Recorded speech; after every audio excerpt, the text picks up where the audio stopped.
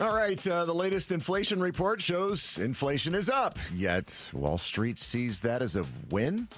Why? And Social Security will offer up such a mere pittance of a monthly increase next year. We need to ask if they should even bother. It's a Money Monday, so let's ask those questions of our favorite econ professor, Evan Taylor, who's with the Eller School of Management at the University of Arizona. All right, Evan, let's start with all of our good punches. The Fed's next meeting kicks off tomorrow. Do you agree with most economists that they're going to lower rates by another 0.25%? It would be the second straight meeting where they've done so, and bring rates down to the 3 3/4 to 4% range? Yeah, I 100% agree. I think it would be completely shocking if that didn't happen.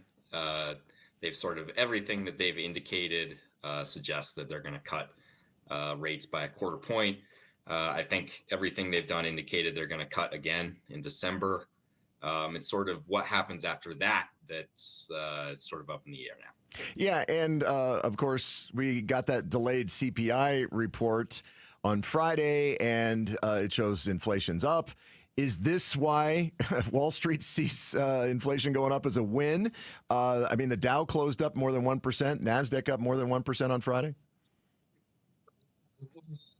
Inflation was up by a little bit less than people expected. So it was up 0.3% for the month, but it was expected to be 0.4%. So I think Wall Street took that as a win, that it wasn't up by more.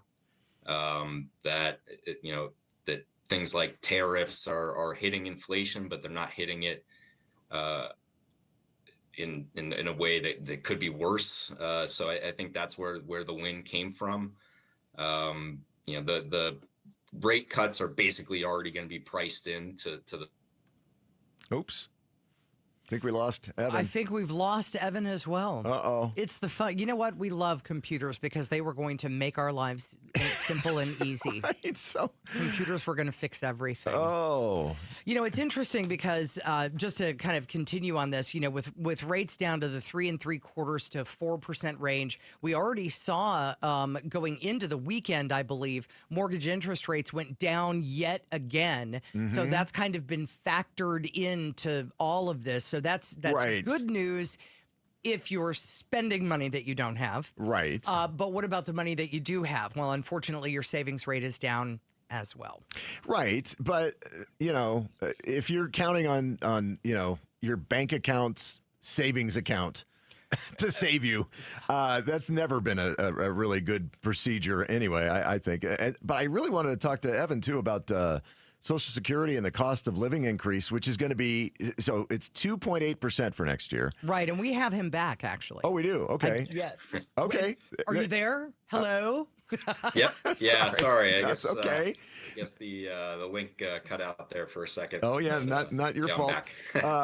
So Social Security's cost of living increase is going to be 2.8% next year. That amounts to about 56 or 57. I got to be like my kids. Wow. 6, 7 more each month. That seems like such a minor amount. It's almost a slap in the face. How do they calculate this, by the way, Evan?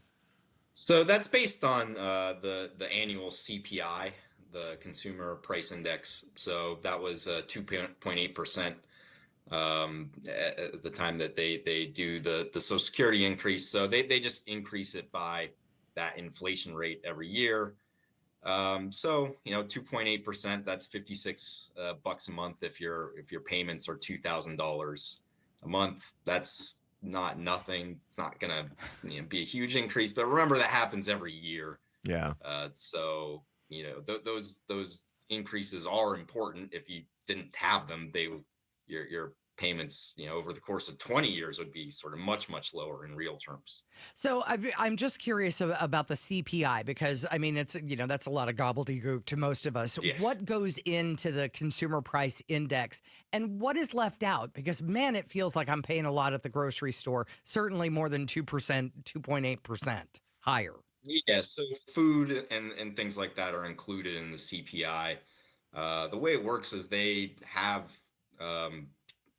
their employees go around and check the prices of literally thousands of goods across the economy, across different locations in the economy, and then they average that all together based on sort of what the average person spends on different things. So housing is in there, gasoline, airline flights, even small like haircuts are going to be in there.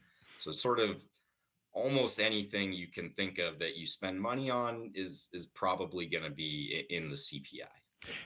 And since we do have an econ professor at our disposal here, I got to ask, I know you didn't come up with this term, but how do they call it core inflation when they take out food and energy costs? And, I'm like, gas, you take out gasoline and my grocery cost, and that's core to my economy. Right. Yeah, so the Social Security index is indexed to the overall inflation, not the core inflation.